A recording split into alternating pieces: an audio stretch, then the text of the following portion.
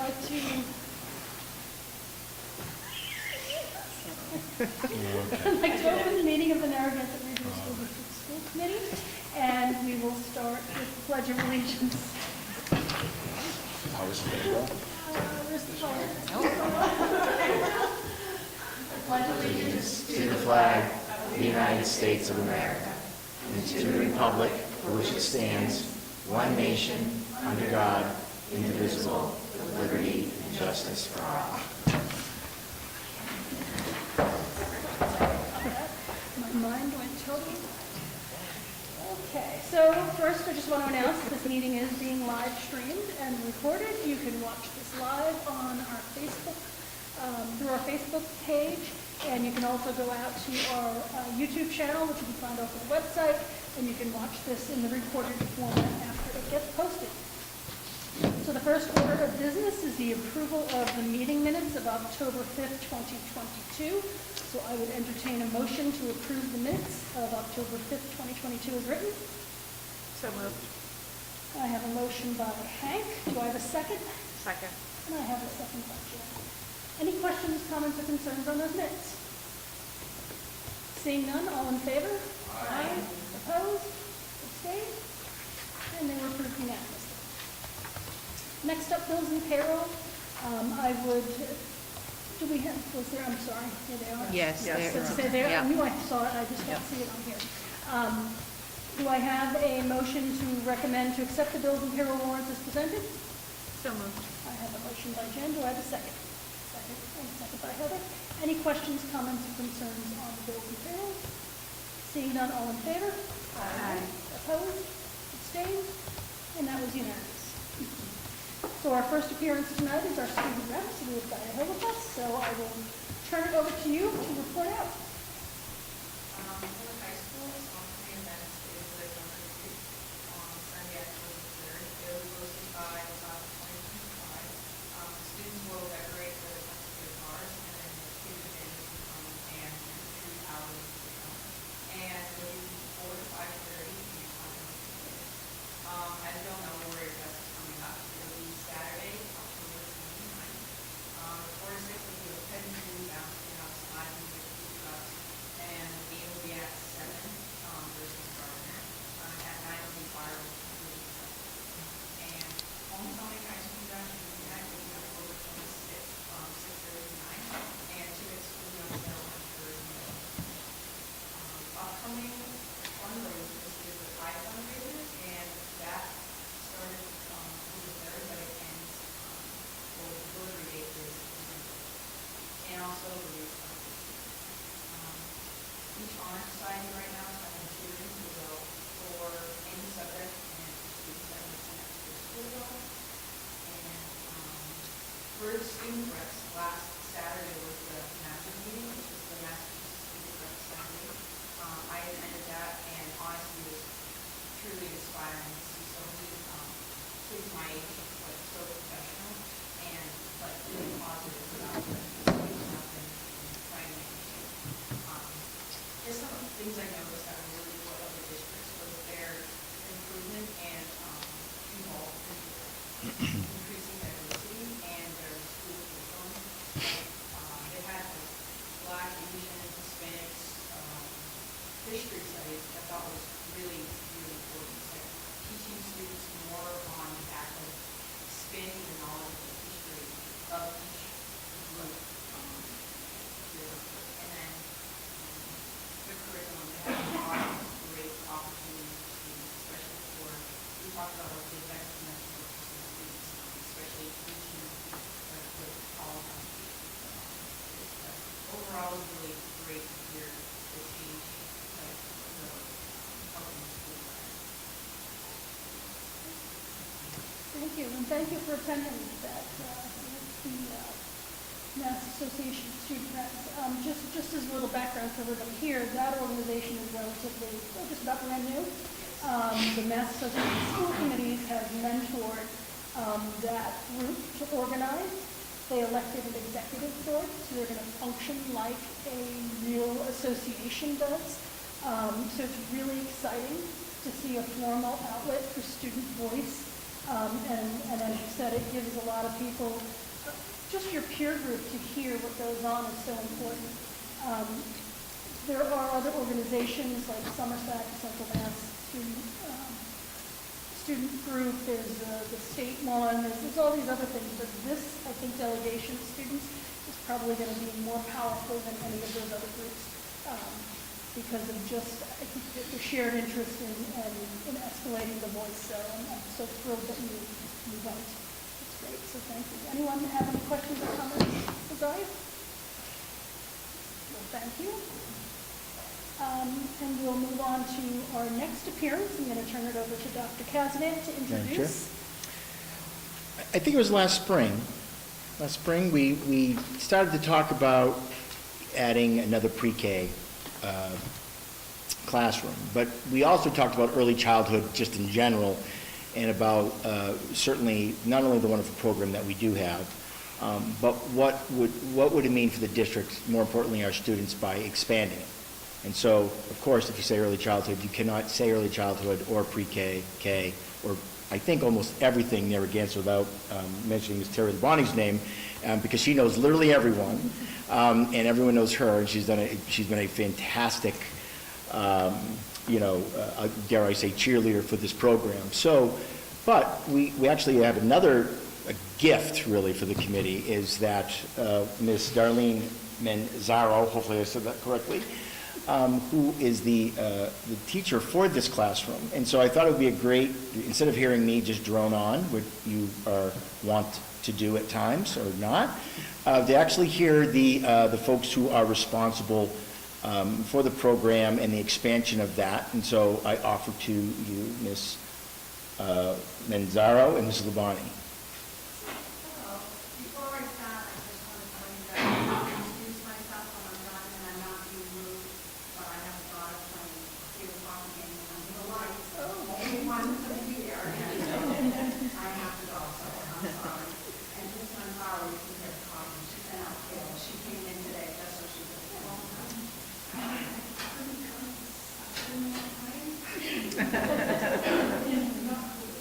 So that's why I'm not.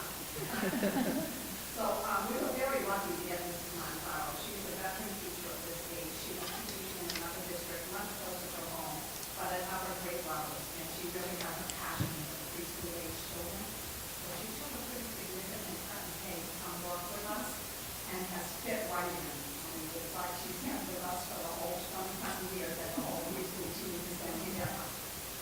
She has 17 children in the classroom right now.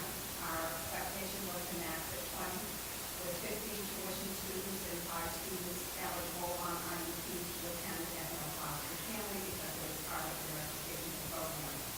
At this time, out of the 17, we do have 5 paying tuition students. We have 2 students not, and we have the other 3 slots reserved for incoming students who may become eligible. We can only go up to 5 students on IEP in the classroom due to regulations. So, Just, it's going very well. yeah. We only have 4 students. Thank you for letting me do the extended day. We have 4 students right now participating in the extended day, which I thought was very important because that allows parents of families with working parents to be able to participate and attend. Only one of those students has to use the program during vacation time. So I contacted Dylan, who's an author, who's in charge of the others, the other extended day program. This student now turn 6, 5 days, 6 days after school started. So he graciously accepted for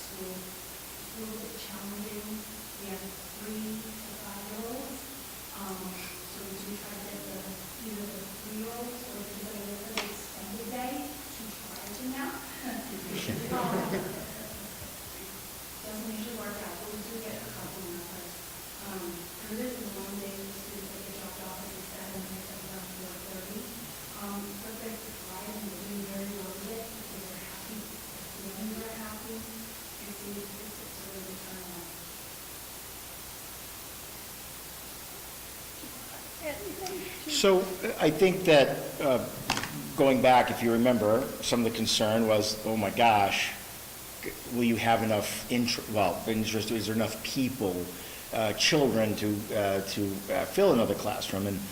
And you know, we didn't know that, but the way at that moment in time, although Terry, I know, was very certain that we were going to be able to do that. But you don't know until you know.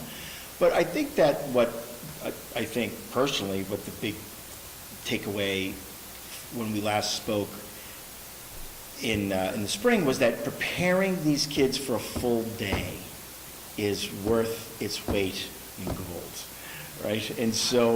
And I think that was what we talked about quite a bit, really, about how would that look, and getting them ready for kindergarten, which sometimes is a lot. After day one, many kids, we hear great stories that say, okay, that was good, I'm done, right? And they're like, no, this is going to be kind of a thing. We feel that the benefits are going to be substantial, and we won't know that obviously until these groups start to go through the program. So Terry, just real quick, if you just want to tell them how quickly, because we knew how quickly you really filled the program, honestly, within days. Yeah. So the letters went out within days. We actually had a wait list, and then a few parents, typically this typically happens just before the school starts, they move, or for some reason they change their mind. So we've been able to, just this week, we'll be picking up another student that will fill that clear up. She was on the wait list. Very filled. In all, we have 100 students in our school.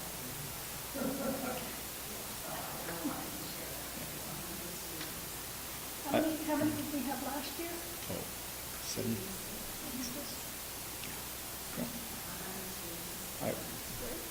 I was there yesterday, and I'm allowed in now, so that's good. And it honestly is it's amazing being there day one, and I was there day one, and I tried and saw this child yesterday, and they had to point the child out to say, do you remember? And I said, yeah. And the young man was waving, telling me goodbye. My point is that they do an amazing job, and it really would never have known that there was some apprehension from that initial day. Again, it's amazing to watch, to see the growth. Just when I go down weekly or every couple of weeks, if I go down, the growth is substantial. So anyway, I just wanted to make sure that the committee heard it, really from the folks who are making it happen every day, and they are in fact the folks who are making it happen every single day, and it's such a positive thing. Yes, for the district, but mostly for the kids who are in that program. So kudos to them, and of course everyone in the building who of course support all the kids. Yes. I think one of the things the preschool really is I just had an IDT meeting today with a parent who's going to have a child turning 3, aging of a early intervention, and she also has a child in the high school up here. And when she saw who was on the Zoom meeting, she said, "Miss Karen, are you still a teacher?" I said, "I am." She said, "How many years?" She said, "Like 20 years. We do not have a changeover in staff in our program. They're all very committed to the baby population.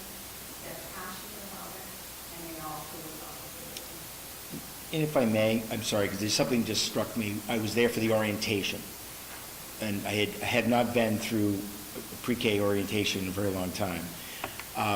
And I have. And now let you in. They let me in on occasion if I promise to be good, is what they say. Well, we hope.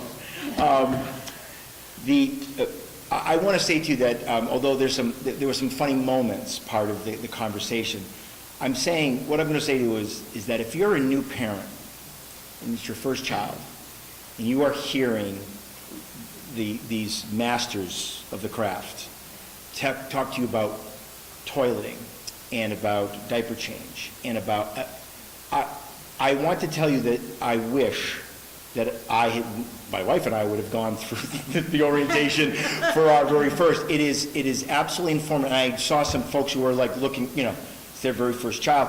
That was, I think, and I told you, we joked a little bit about some of the topics, but I have to say to you that it was unbelievable, the information, and people were so appreciative to hear that from folks who have done this, oh gosh, for 20 some odd years. So I wanted to say that because it was something else to go through that, the orientation. Common question from parents before they enroll is that the child has to be body trained. And they go, oh, God, no, we just got 5 years in the world. Yeah. Yeah. So, anyway. Any questions or comments from the committee?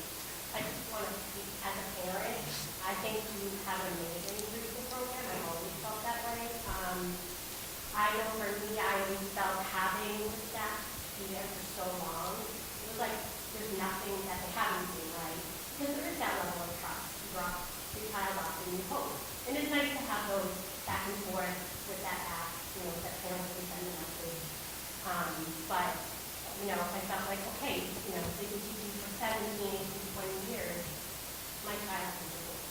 So, and I was thrilled to know that a full-time program was going to open because I always felt as a district it was something that I think that we needed. And I had no worry that he was going to because I heard from many parents over the years that they would love a program like that. So, yeah, Thank you. yeah. So I have another topic that I'm going to on now. Anyone else? So I'll just, extend the thanks for getting this program from just the initial thoughts through the process of bringing it to the committee and then getting it filled and staffed. We've had some really good wins this year, and this is, I think Dr. Kazmat said it best. This is the age when we need these kids for us, and it's great that we've been able to put the opportunity out there for the parents and mostly for those students. And I guess I'm just going to leave with, I think what I kind of challenged last time was, okay, so we did it in one classroom. So maybe when we talk in the spring, we could talk, or late winter, where do we go from here? Is it a second classroom, or is it this secret project that you alluded to? Is there something else that would benefit, and how do we go about making that happen? Well, my project is a project that really just kind of gets under that children that we have that for a very small community, we have an extremely large population of those children. Well, thank you for coming, and I know that you mentioned you've got a field hockey game to get to, and I have all my winter clothing. so we appreciate you coming and giving us an update, and we look forward to hearing back from you, either through Dr. Kazanant, or if you want to come yourself and you're invited, or even uninvited. Let us know when you want to be invited. This is, we're very open to hearing from anyone. That didn't come out correct. or we can be invited into the classroom. They do some amazing things. Like, I love volunteering. I always like signing up. So, yeah. You can't always have Dr. Coffee. Maybe there's some fun. we can rock things. The Lions got 100 pumpkins today, 104, so Yeah. chili fresh for the last job. So the staff put them out in the playground because we feel it would be safe for us to walk over to the common because it's not enclosed. So we put it in the preschool playground, and Darlene can share how they do it there. That was really interesting. They're just so thrilled and excited, and what they thought was the perfect pumpkin was so interesting because it was the perfect pumpkin design.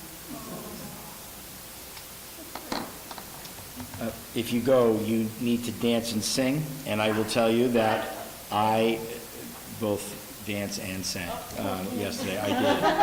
So if you go into these classrooms at that time, you are expected, by the way, and pressured to dance and sing and to do whatever the other children are doing. So just want you to know that. They're very between songs. I think Dr. Cassidy, we can video if you just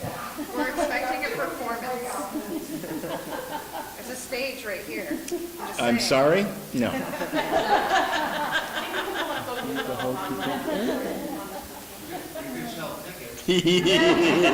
Not many. Snowstorm soon. Yeah, right.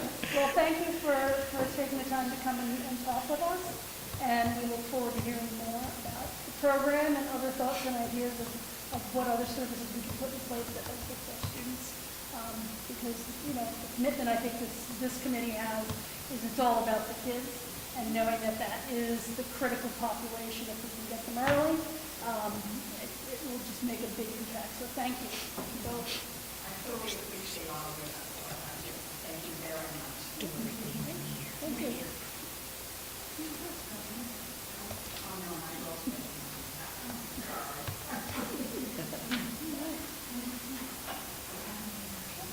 So next up on our agenda is public input, and see if anyone from the public wants to speak. And that would be no. And after that is going to be our NDEA report, so we'll just give them just a minute to grab their stuff.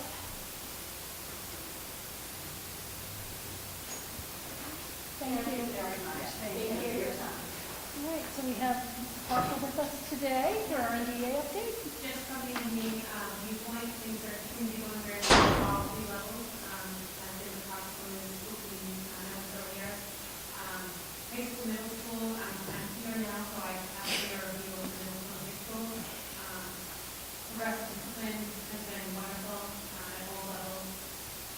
Beginning from where they've finished. Starting from day one. The expectations have been reiterated over and over again with kids, and they know the comments that they did everywhere. So it's been a very, I think it's a very smooth start, high school, elementary. I know I think the people there, we have representation there, and it sounds like things most parents are level there too, in the across the district. We're already running to the first quarter. That's really it. Everybody's happy, everybody's going along, learning is happening. Well, thank you for the update. Anyone have any questions or comments for Lisa?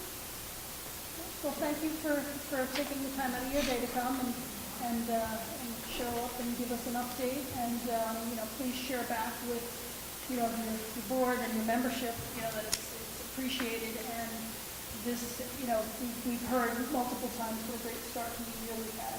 And that truly reflects on the staff. And it's been wonderful to hear those. Yeah, usually the other side, but this has been a great opening, and I think a lot of it has to do with the teaching staff and the paras and just the care for the students. We appreciate that. Relationship building is really excellent. So thank you. Next up, we have our budget updates. Do we have any further updates on FY22 at this point? Still working on your... Oh, yeah. Yeah. All right. FY23 budget, current year, which if you want, we can push that off until when you do your business manager's report. Sure. Since you're going to talk about that anyway. And then FY24 budget cycle calendar. We did meet as a finance committee on, was it Monday? It was Monday, thank you. And one of the things that we had to have a discussion about was the timing of the governor's budget. The governor doesn't, it's a brand new governor this year. They have 8 weeks to present the budget. So they actually don't have to file it until March 2nd. We had initially thought we would be having our vote on our certified budget on March 1st. So we've changed up some of the dates, and we're going to try and do maybe a meeting of hearing before the budget may come out, because expenses are expenses, and we can speak to that and let the community know what we're thinking. And then we'll certify after the governor has released the budget. So we'll get those dates out shortly, once we kind of nail down some of the particulars. They're budget hearings, so we do have to post in the newspaper 7 days before the meeting, a minimum of 7 days before, to let the public know that we're having a hearing for the public to come and speak and ask questions. So we'll get some more information out about that. And it's going to be interesting to see what happens with numbers coming out so late, because on the flip side, we are bound by statute that we need to provide a budget to the towns 45 days earlier than the first member town meeting. And I think it was like by March 17th, we've got to have a budget done. That's like 15 days we've got to turn something around. Now, the good news is, the expense is the expense. Where it becomes a little trickier is if the funding doesn't show up to support it, what's going to be happening. So anyway, that's where we are with FY24. And I'm going to turn it over to Anne Marie for the business manager's update, and you can go into FY23 and add whatever else I've left out. So we've been talking about the budget, and I kind of gave an overview of what everything meant at the last meeting when we did this. But as I promised, I said at the October meeting, you would see a lot of stuff encumbered in the general fund, because what happens is once summer's over and everyone comes back, we get everybody straightened out and put them in the right general ledger accounts for their salaries, and then we're able to encumber it. And that just means drawing off of it throughout the year. And as you can see in that encumbrance column, there's quite a bit encumbered, 15 million to be exact, which is most of it's our insurance and our salaries.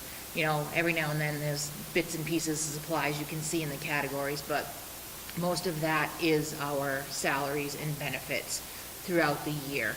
And as you can see, as of right now, I have under $1 million left. So I'm going to start scrutinizing this and seeing if we need to put on a freeze, because by now everyone should have pretty much everything they need to run their classroom. It just might be stuff that they run out of at a later date. So I will be taking a look at that in the next few weeks to see if we need to do that.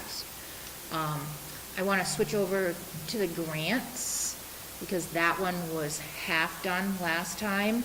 So it's all updated. We have quite a few of the ESSER money grants that rolled over from last year. And you can see those just carry on, and you can see the categories that money is being spent in. And then all of our new grants follow on the other pages too. You won't see the COPS one on here because all we know is we got it. We don't have the details yet, so you will see that added once we get that figured out. And the revolving accounts, they just keep revolving.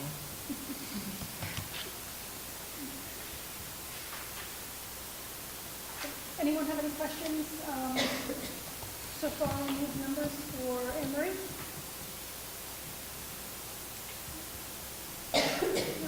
All right. As I think I've mentioned before, and as Anne Marie has offered, if you have any questions specifically, just email, reach out to Anne Marie, and I'm sure she can get you an answer to whatever you have that you're looking at. So thank you for getting those encumbrances updated. It's never an easy exercise with only, being 3 months in to forecast what you're going to spend for the next 9 months. They're a moving target too. They've got to be checked on a regular basis because all kinds of things affect them and they change all the time. Excellent, thank you. All right. The MASC conference resolutions. So this was provided, the listing of the resolutions was provided at our last meeting for you to take a look at. And as a committee, we have one vote with the delegate assembly that we can vote on each of these individual resolutions. It's an interesting process. You've got a member from almost every school committee is there. So it's a large room of people who are trying to advocate for the wishes of the district on each of these resolutions.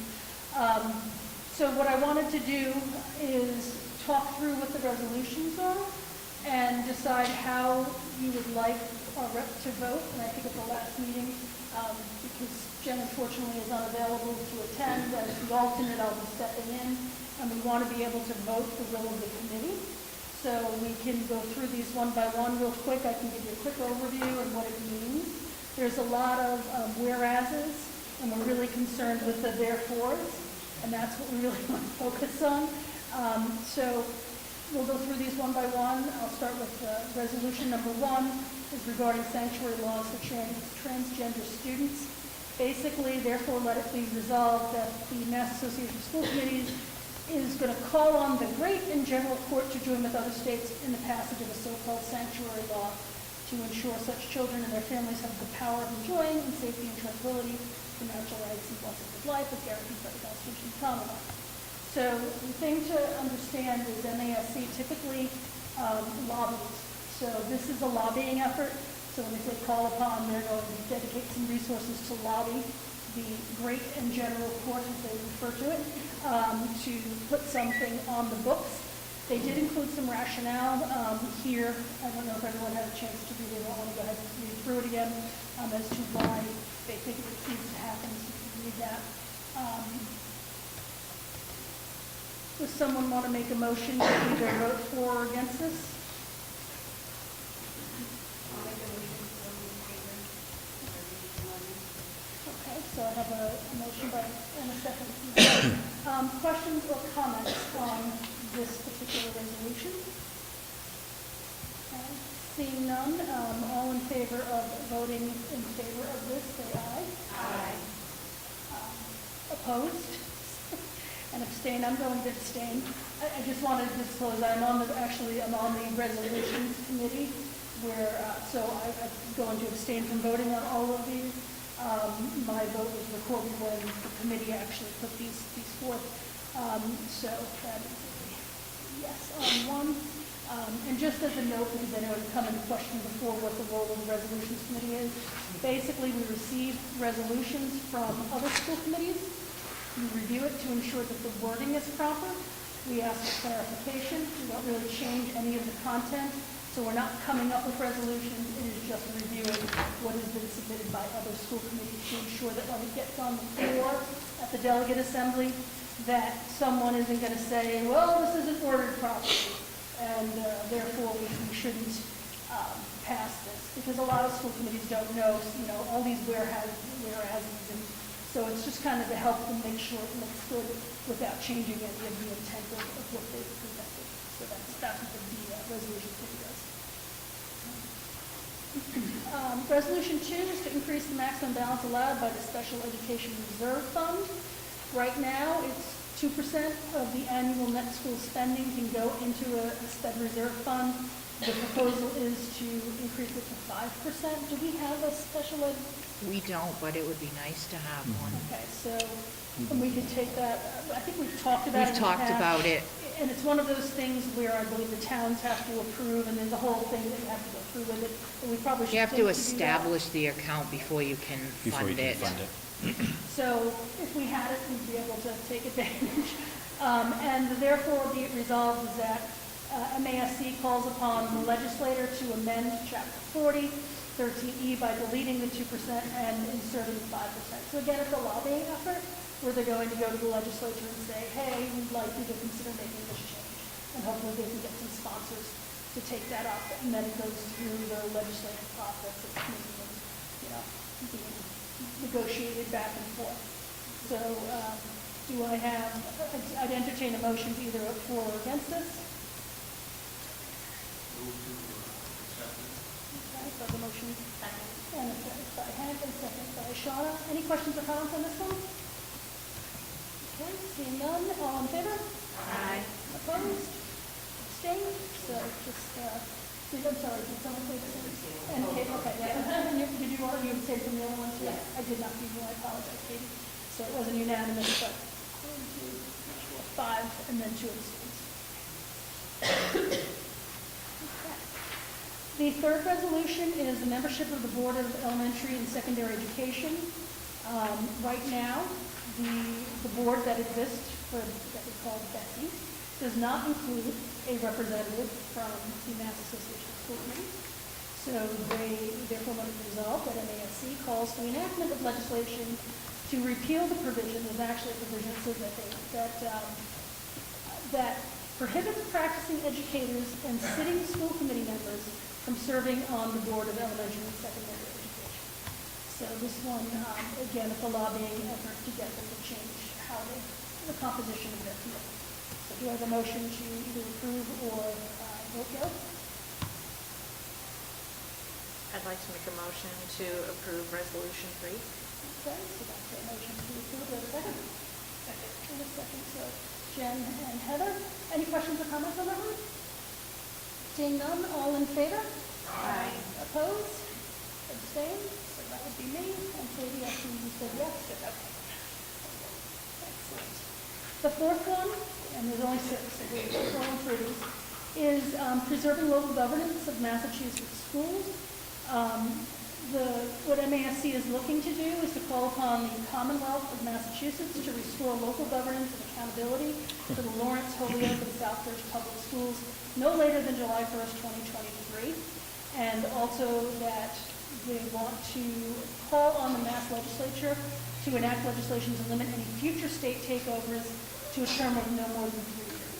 So these are districts that go into receivership, and when that happens, they basically handcuff the local school committees, and they appoint a receiver who makes just about every single decision. And there's been a lot of pushback because as a local school committee, we should also have a say in how things are. So this is, I think, I don't know, Chris, if you remember how long Lawrence, Holyoke, and Southbridge, it's been a long time. Well, I know that Lawrence is 11, right? I'm just looking at the dates, but there have been some that have, Springfield, Oh, yeah, 15 and 16. but right I there. believe it was not Springfield, doesn't matter. They have been, the city has been in receivership, so not just the school, but the entire city, so it has to have been at some point at least a dozen years, and there's just no easy way to back out of that because, again, I would absolutely agree with this. It hasn't proven to be effective, quite frankly. And I think that's probably, in listening to the colleagues on this committee, that is exactly what they said.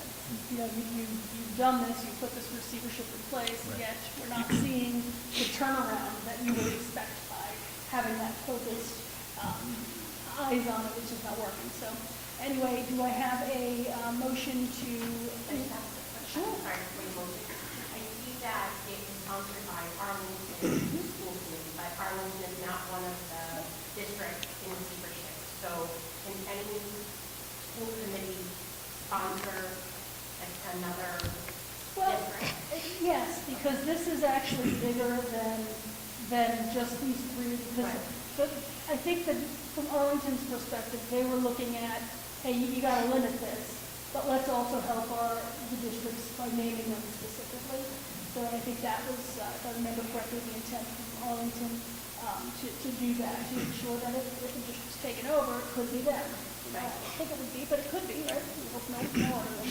So yeah, so that would be why. So I would entertain a motion to either vote up or down on this. I would make a motion to approve Resolution 4. Do I have a second? So I have Jen and Shauna. Any questions or comments? All in favor? Aye. Opposed?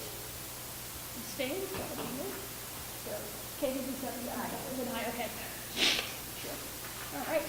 Resolution 5 is the personal financial literacy education. This came, and I'll say, it came out of Framingham. The committee actually had a lot of really good discussion about this one because it's so important. And they were a little focused and narrow on what they were talking about. We were lucky enough to have someone from Framingham that they reached out to understand. Actually, she's on the committee, the resolutions committee as well, to understand what they wanted. Basically, that MASC file legislation. Now, this is something that's really not heard of too often, that MASC files legislation. We're usually lobbying or working for representatives, but this is so important that they have file legislation that would have the effect of ensuring that all students have exposure to personal financial literacy curricula and ultimately graduate high school with a lifelong knowledge of how to be fiscally responsible to avoid being deterred by financial woes. The legislation should ensure that students at various levels would benefit from curriculum in Massachusetts public schools, which include content and personal financial literacy. So that was what MASC would do with this. And I do want to just point out, as information from being on the committee, they're not going to be very focused on what they ask for in this legislation. It will be as high level of make sure everybody gets some personal financial literacy. Many, many schools do it already. I know that we have some classes here that deal with some of this, but it is not as widespread as you think it would be. So we want to keep it open so the schools can decide how they would implement this. So anyway, I would entertain a motion to either vote yes or no on this one. I motion to vote yes on resolution 1. Do I have a second? Second. Okay, Heather and Jen got that first. Sorry, Hank. Any questions or comments on this one? Seeing none, all in favor? Aye. Opposed? And I abstain. And the last one is the establishment of a regional school assessment reserve fund.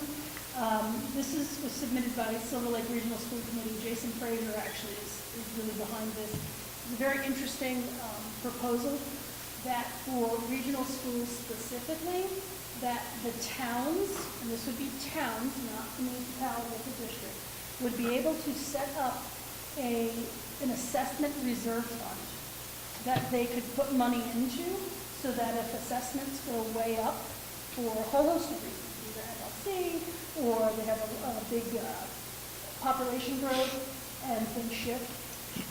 So therefore be it resolved that MASC calls upon the legislature to enact or amend legislation which permits municipalities to establish this regional school assessment reserve fund.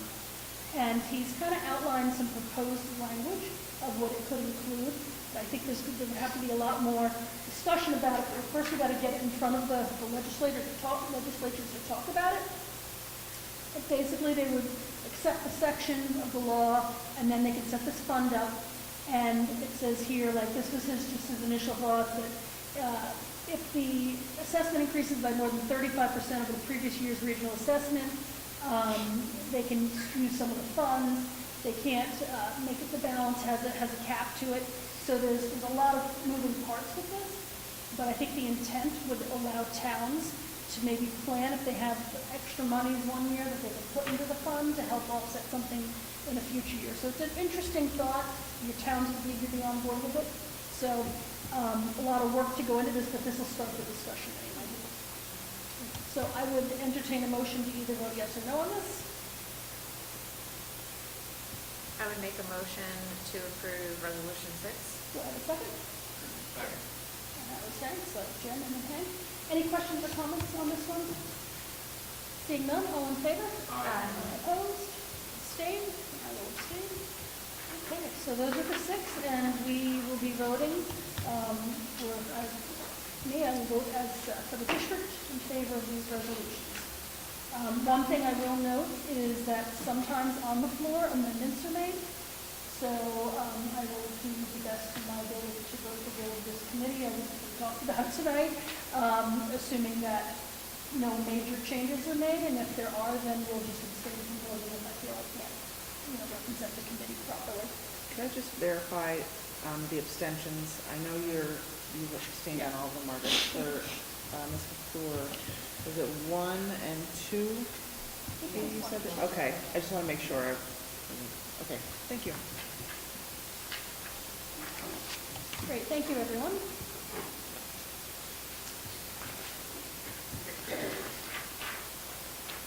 All right, next up is curriculum and instruction update. I know that we've got some professional development, wellness advisory committee, and I will turn it over to Perchi. I got okay. I have a problem speaking tonight. So, floor is yours. On October 7th, we had a half day of school for our students and our teachers and our paraprofessionals engaged in professional development activities. I want to provide a summary of those for you this evening. At the elementary school, the focus was on early literacy. And so what that looked like was that our teachers really dove in and unpacked the foundational literacy skills for the grade level that they teach. And then they worked in vertical teams, K to 4, to unpack what those standards specifically look like in various strands from preschool to grade 5. So they looked at the grade levels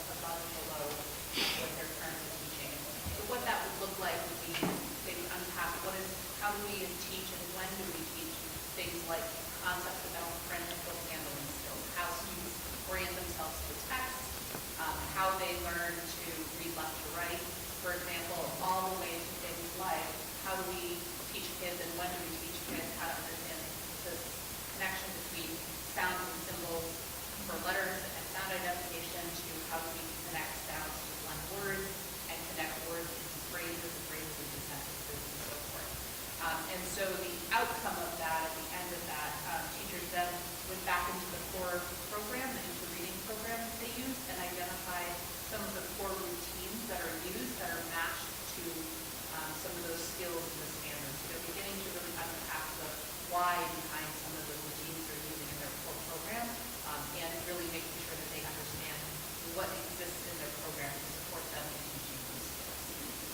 At the middle school, teachers continue to focus with the administration on shared expectation work, and there was a lot of celebration around the opening of school and how that students' shared behavior expectations has been really positive in a lot of what they're seeing with language being used across classrooms and expectations, and also in how they're tracking and really focusing on positive discipline.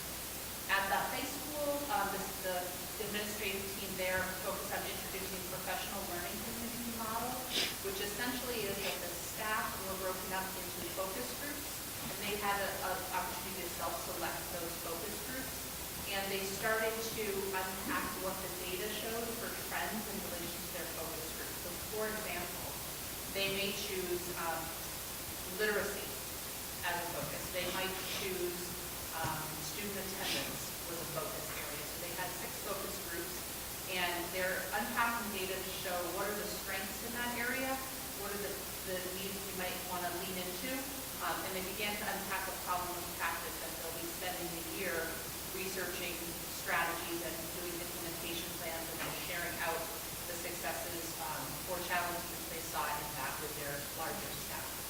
Staff were really leaning into that model. They were really excited to have some voice of choice in that and what their passion is or what connects most to their role, and they're leaning in to really see multiple data sources and what those provide for patterns. So that was a pretty impactful session for them. And those will be connected to their learning as we go. We're starting back up with our Wellness Advisory Committee. I'm excited to report that we are in year 2 with the Massachusetts School Wellness Coaching Program. And so because we are in year 2, which is the final year of that program and support, we are continuing to work with our wellness coach through that program. Her name is Charlotte Stevenson, and she did a lot of work with the committee last year to write and have the development of the wellness policy, which was approved in April. And so this year, in our 2nd year of the program, the committee is really focusing on analyzing and figuring out where we are in terms of implementing what's in the plan and selecting and putting in certain action plans to move towards a full implementation of the plan. And so it'll be, picking 2 to 3 goals this year that the committee is going to focus on implementing across all schools, and then going through a process to really reflect on that implementation and to see how those action steps they put together. So I'm excited to work around on that as well. We do have a lot of returning committee members that served on that committee last year that will be continuing that work. Who was the school? I know we had a school committee person who would attend meetings, but I don't know if we were. It used to be Deb Robichaud, and then she left the committee, and I don't know if you have a school committee person. Does anyone here know that they are supposed to be? I do not. I will be happy to reach out. Does anybody want to just volunteer? Right now? Our first meeting is next Thursday at 3:15, and we have, right now we have 4 meetings scheduled over the course of the year. I think Okay. Volunteer for that? Okay. Thank you. Thank you. No, thank you. I want to do it. Sorry, I didn't mean to interrupt you. I just wanted to make sure that we had someone and I could get someone for you.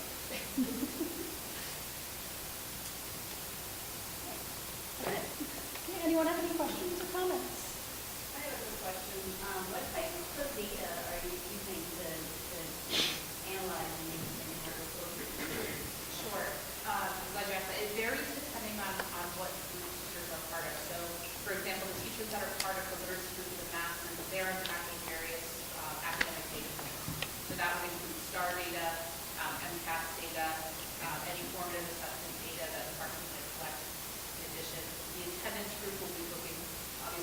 attendance data patterns, and then our school culture group will be looking at as well as our SWIFT data, so our material data.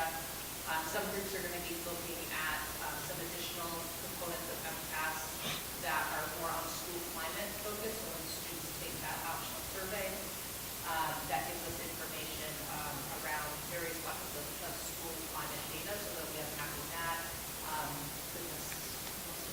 Nurse visit data is being unpacked through. So the principal and vice principal at the high school did a really nice job organizing that data depending on the focus group of what groups that the teachers are in, so that they have access to that. And there are some groups that will be crossing over and looking at the same data set, depending on the focus group. Anybody else have any questions? Thank you. I did see, I guess, MCAS reports have been mailed out. Is that correct? That's correct. They were mailed out the Friday, I believe it was, but it was the Friday following full week after our last school meeting. That Friday. Excellent. Good to hear. All right. Well, thank you very much. Okay. Next up, we have surplus items. There are none, so we will pass over that. We have an out-of-state field trip for the, I guess we call it ecology school. Was that formerly known as Nature's Classroom? But they rebranded, correct? Yeah. So, since it is out of state, the school committee does need to approve any out-of-state field trips. I hope everybody had a chance to read through the request. We've been doing this trip for a long time. So, this is nothing new. So I would entertain a motion to approve the field trip request as presented. So moved. I have a motion. Do I have a second? I have a second. So that was Jen and Shauna. Any questions or comments on the trip? But is there any reason that parents of the seventh graders should abstain or the things that outline, please? You can vote your piece because it impacts more than just your students. Yeah, there's actually there's some findings out there on what you might not want to vote on. But this is one that kind of like the budget line item. If you had we had a couple of retired teachers, and we could vote on the budget as a whole. But if we were going to dive into the teacher's retirement number, then they would have to abstain. So this is similar to that. It's the entire box. But if you want to abstain, please feel free to do so. So I have a motion and a second. Any other questions? Seeing none, all in favor? Aye. Opposed? Abstained? So that was approved unanimously. I hope you have a great time. I hope it doesn't rain. All right, next up is a student handbook update.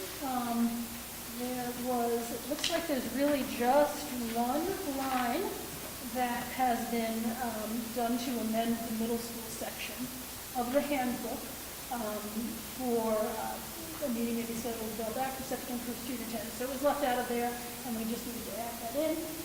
So I would entertain a motion to approve the change to the student handbook as presented. So moved. I have a motion. Do I have a second? Second. Jen and Heather.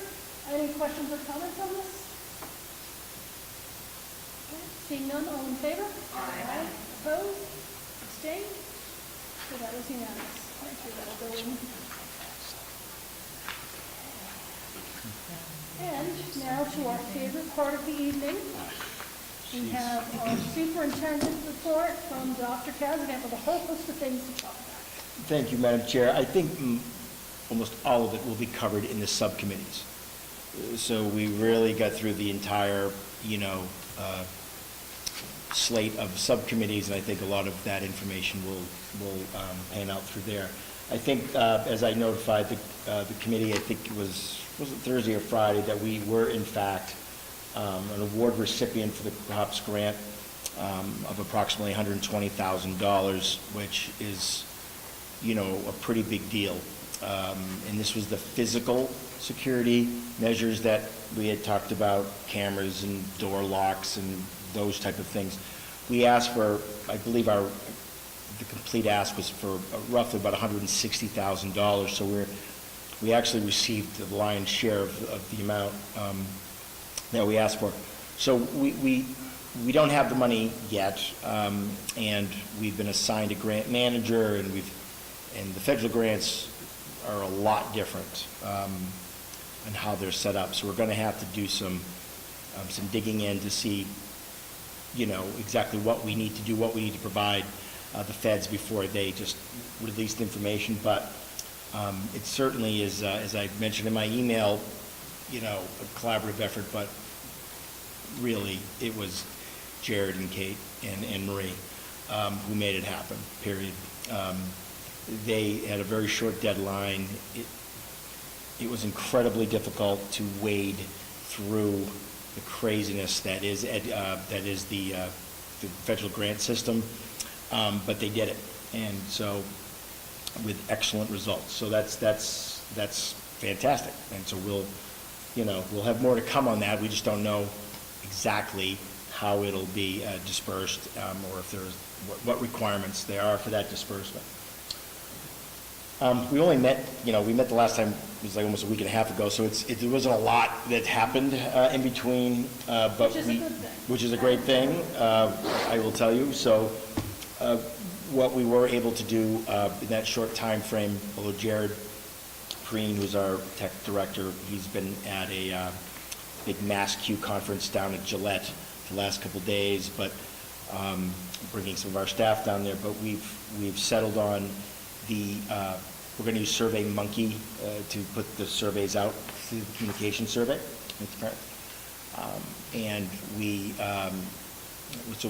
were able to work a few days on that, but then Jared was pulled away for the conference. Really, at this point, other than some disappointing news that we have posted for a special education teacher at the kindergarten level. It's been posted probably since the second week of August. Without going into detail, I will say that we did have a candidate. They committed to us, at least verbally, and then pulled out last minute because they were offered more money someplace else or their current job. So we've really exhausted that effort. So we're, that was very disappointing, quite frankly. And we thought that we had really turned a corner when someone committed to us, but it didn't happen. So we're on to November, to use a famous Belichick. We're on to the next thing. We're still looking to fill the position, probably in another capacity, because they need support down there. Because we don't do student enrollment every meeting, because we just report it out. I want to give you some of these ratios again. So when we start talking about ratios, it's usually principal or administrative ratios.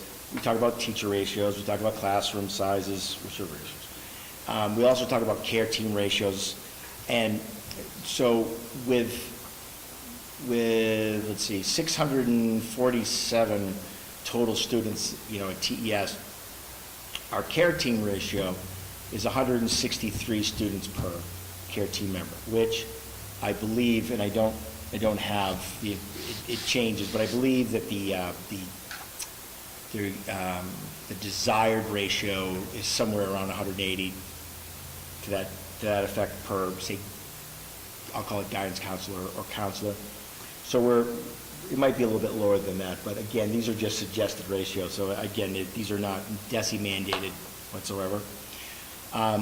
The assistant, but when we start looking at how many kids per administrator, I'm going to pause because it's important, because I receive feedback a lot on what is a administrator. We have members of the UFCW who are part of a unit. That's their unit, right? There's their unit. They are the custodians, they are the maintenance, they are paras, they are secretaries, and they are cafeteria workers. So that's their unit. We have teachers, as you know, the NDEA, and that covers almost every single category of teacher that exists, okay? We have, though, also independent contract folks. Everyone here is an independent, we do not fall into a union or a unit, obviously. Also, other members that are not covered by either contract are BCBAs, right, behavioral specialists, and school psychs, school psychologists. They're not covered.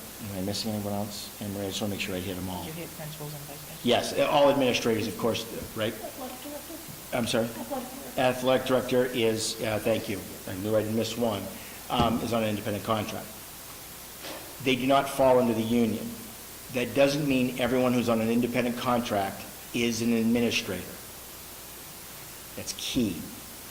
In order to be an administrator, you obviously, well, I shouldn't say it that way, you have the ability to supervise and to evaluate. That is the key. I'm dealing with that a lot lately, quite frankly, that folks are getting that a little bit, I think, turned around. If I hire a BCBA, for example, or a school psychologist, if they're on an independent contract, that does not make them an administrator. That had to be bargained, by the way. That wasn't a sneaky deal or anything. That was bargained, quite frankly. And so I want to say this for this committee because if folks, well, you have all these administrators.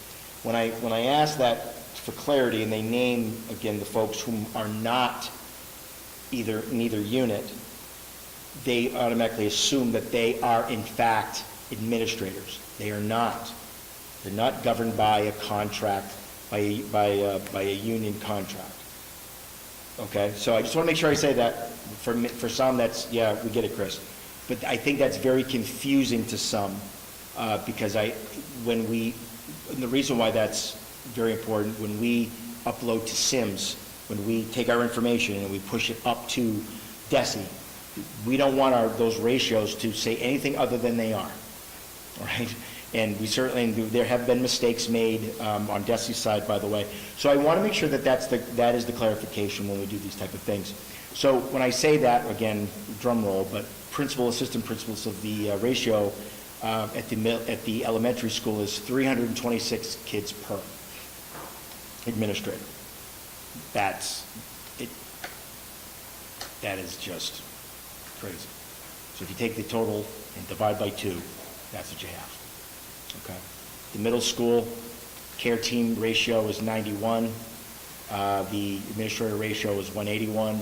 High school classes, 119 for that. And I have to tell you, that's a little bit misleading because they have an extra grade, but their ratio for administrators is 239. So the fact is that when you have more kids, you need more communication. We talk about communication a lot. There's a lot of information that has to be pushed out. We have to get into classrooms, the educational leaders. Okay, I could go on and on and on. When you only have 2 people who are technically able to do that, right, who they are your building principal or assistant principal, there's just not enough human being or enough hours in the day to do it all effectively. I think that is starting to play out a little bit.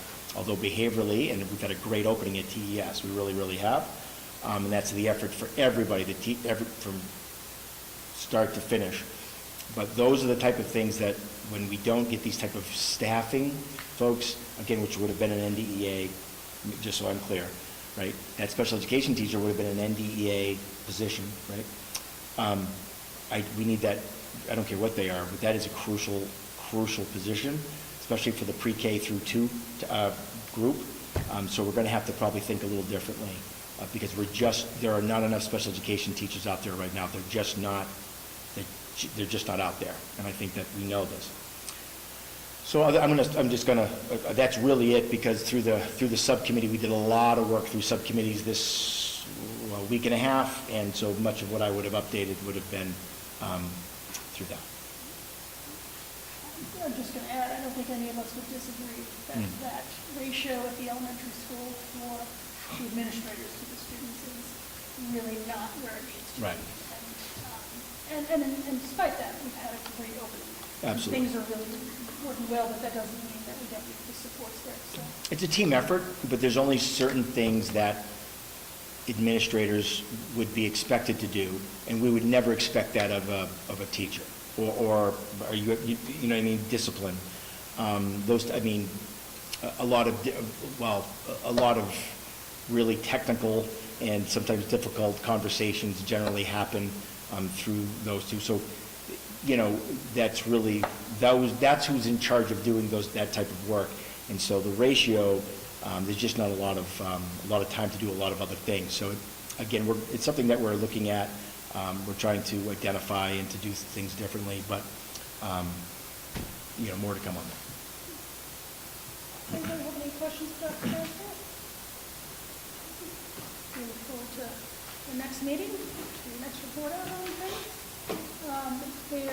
Nothing that I know of was within the 48 hours. So with that, school committee comments? Do we have, anyone from the school committee like to say anything? Heather, as you always, like me, you always have something to say. I like that. Well, I was able to deliver, on behalf of the PCF, some happy mail to the students, so start checking the backpacks, because I dropped off a flyer in the teacher's mailboxes today. Next week on Tuesday, October 25th, from 6 p.m. to 7 p.m., for our elementary students, and of course, older siblings can always tag along.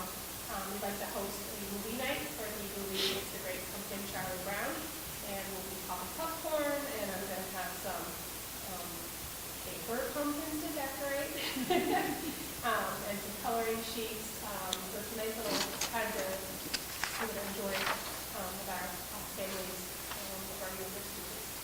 And the admission is free, but we are going to have a collection box for food pantry. And there's some suggestions on the flyer, and food pantry has some suggestions on their Facebook page for the Thanksgiving items that they're in need of. So no donation required, but for your convenience, I will have two great big boxes, and I hope that you will fill them. And this is for families, so I'm just looking at your flyer, not a Yes. drop-off of Yes, that. on the flyer, please note the bold print that this is not a drop-off event. We will not have enough ratio of adults to children without some parents' help. But otherwise, please feel free to come, and the kids can bring their blankets if they want to snuggle up in the front, but we will have some tables for the adults, because I know I need a real chance. Although I'll be popping popcorn, so I will be sitting for this event. But everybody is welcome. Anybody else have anything to add? I just want to say thank you to the Lions Club today. There was, we call it the pumpkin patch, even though it's not a patch. Such a great tradition, and I think all the kids love it. And so thank you to the town for getting the common prepared yesterday. Thank you to the Lions Club, and then thank you to everyone at CES to get the kids over and safe, and we all had a great time. And it's just nice and nice to see. And I'm just going to give another shout out to our Warrior Fest and Homecoming weekend as an alumni. Homecoming is when the alumni come home and they participate. So I want to just, encourage all of our alumni to come out. We do have some poor people that are always there, but it's really great. And I'm thinking back to the first Warrior Fest, but unfortunately, got interrupted due to pandemic circumstances. Just how many alumni turned out, and it'd be really great to get that message out, to come out and come back to see the school and support all the great booths and food and all the great things that are going to be happening. So, and that's next weekend, the last weekend in October. All right. Next up, subcommittee reports. So as Dr. Kasner alluded to, we've had a lot of subcommittee activity. First up is academic. Since I've been talking a lot, I'm going to maybe throw this to Jen. Do you want to give a quick update? The big topic at our academic subcommittee really was the MCAS. I'm having trouble with acronyms today, as we've established. There there are plenty of them. We really spent that time reviewing the MCAS report, which was then shared at our subsequent school committee meeting. So that was the major topic of that meeting, as I'm recalling.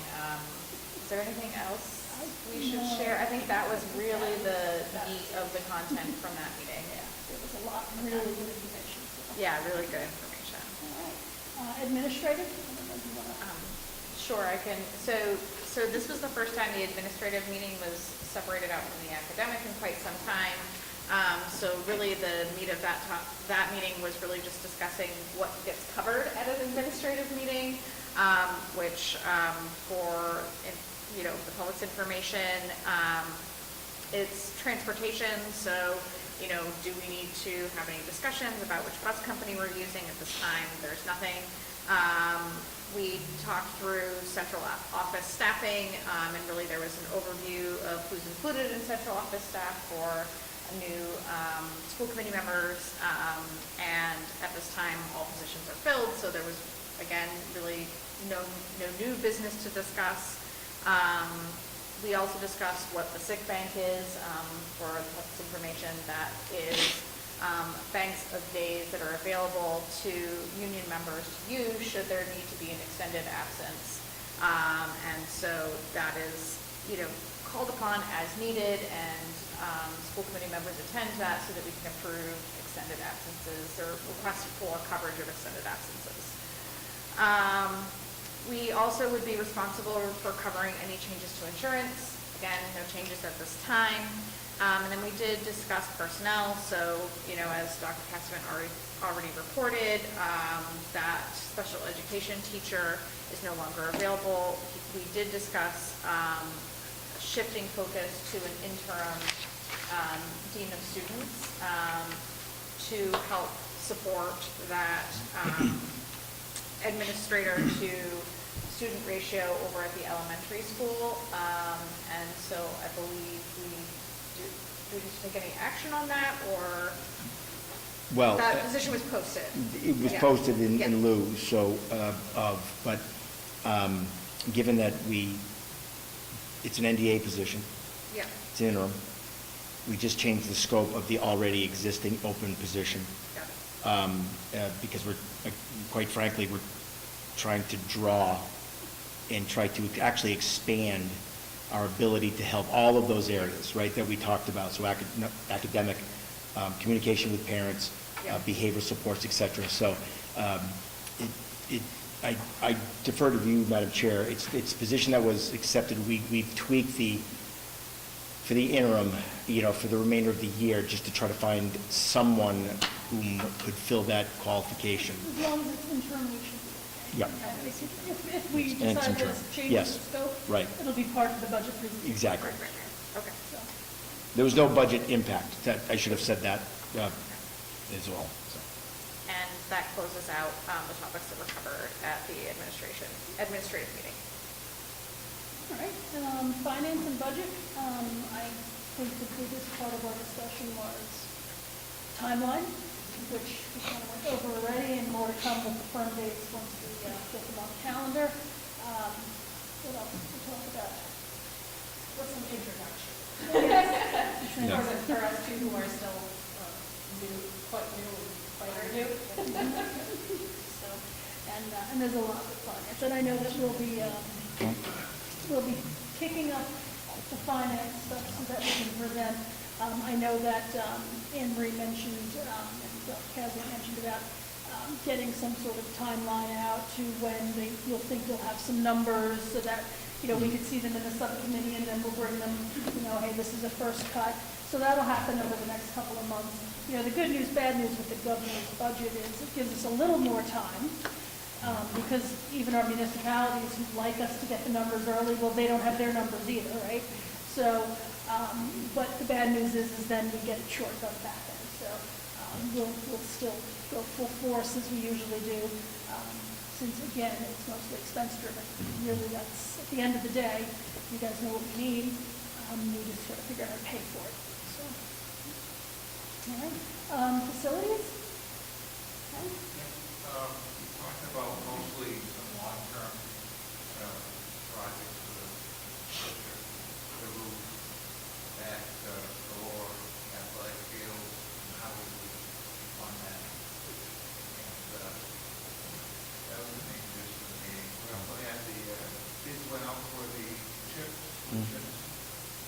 Oil and propane. Yeah. Not as good as last year, I'm assuming? Oh, No. No. almost double.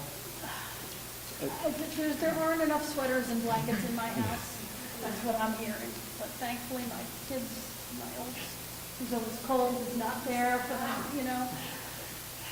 Yeah, actually, there was an interesting article, not to digress, in the Gardner News today about when you turn your heat on. And they went to the Reddit, which is always, right? And there are people who says, we only do heat after turkey. So, Yeah, the jerky. Okay. I don't know if I'm even ever turning my heat on, but I guess the frozen pipes might have something to say about that.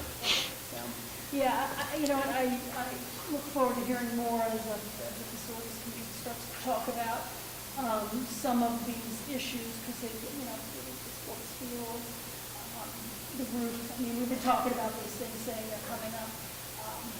And I think there'll be a good crossover too, maybe with long-term planning or with some of these things. So. Interesting, on that topic, just real quick, the commissioner was talking about there are several districts that are in the middle of projects that, for example, their high school was going to cost $100 million, and now with inflation, it's going to be $125 million.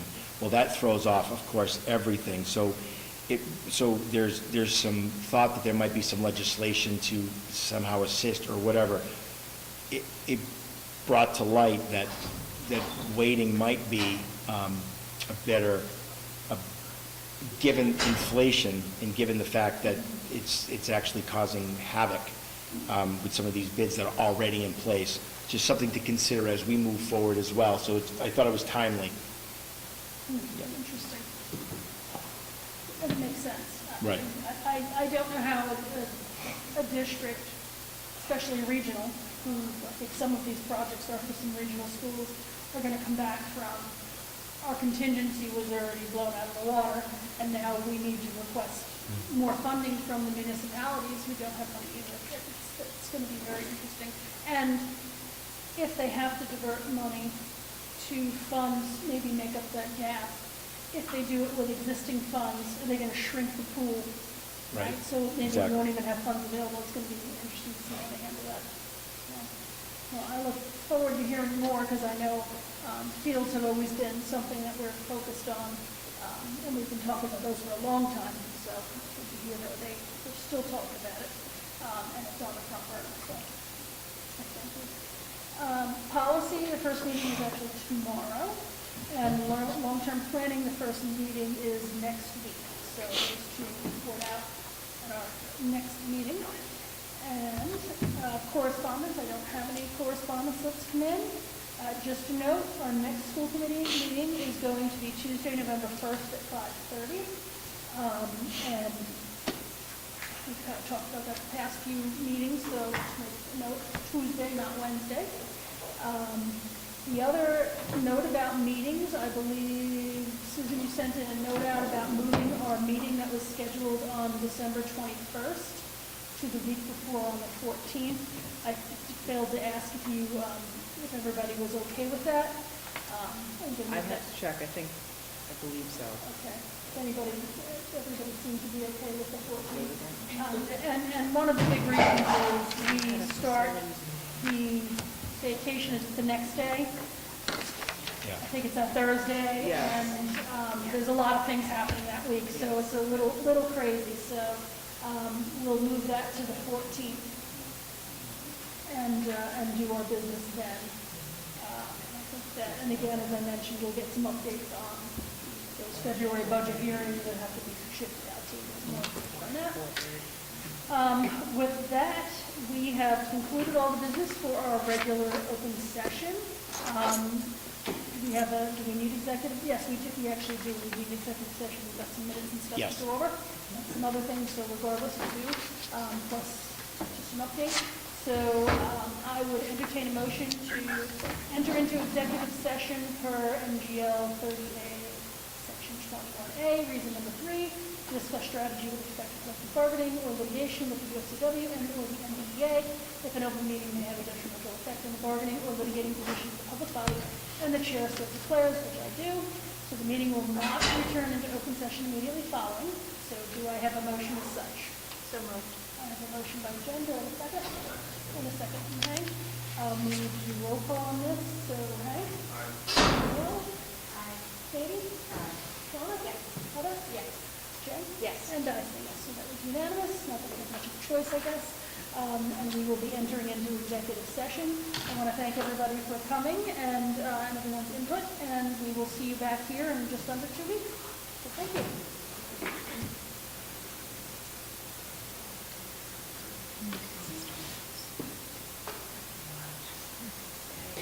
Other than I did not find the words to open the meeting. I was a huge blank as to, I need to call the meeting to order. Yeah. It says right on the thing, call the meeting to order. Like, And then on flag. Well, then the flag, we all had to Yeah. I spin. know, we're all like, Black face on the flag over there. thank you for your input. Thank you. Executive session, the reps, it's, you're not, unless we decide if there was something further that you don't, you're not. She's basically not here. I know, but yeah. How about you go home with her? How about that? Go put a sweatshirt on. But thank you for your feedback, and send me that info, and I will hook you up with my daughter. Okay? And